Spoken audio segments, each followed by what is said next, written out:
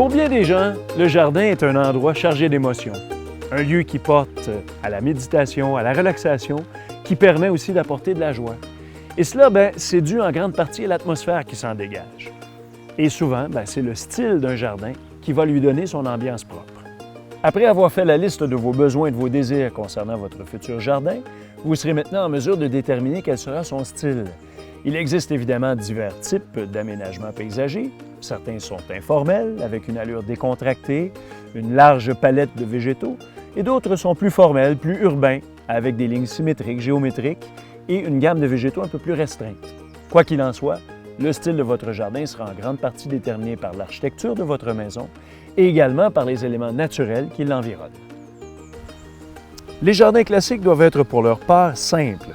Il faut dans ce cas viser l'équilibre et une certaine symétrie afin qu'il se dégage beaucoup d'élégance de ces jardins.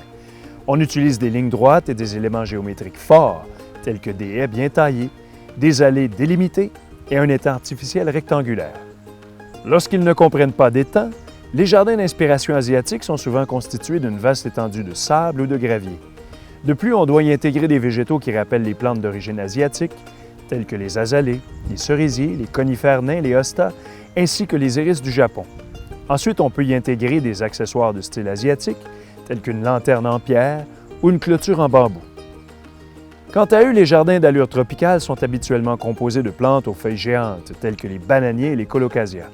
On utilise également des plantes à fleurs de couleurs chaudes, jaune, rouge et orange. On peut aussi ajouter une touche théâtrale en y intégrant divers accessoires comme de grands pots hauts en couleurs ou des statues provenant de Bali, par exemple. Finalement, les jardins champêtres sont habituellement très colorés, avec des végétaux aux couleurs diverses et informelles.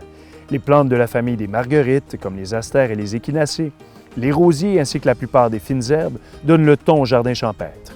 On peut compléter l'aménagement avec des petits éléments charmants, comme une clôture en latte verticale, une tonnelle ou des nichoirs pour les oiseaux.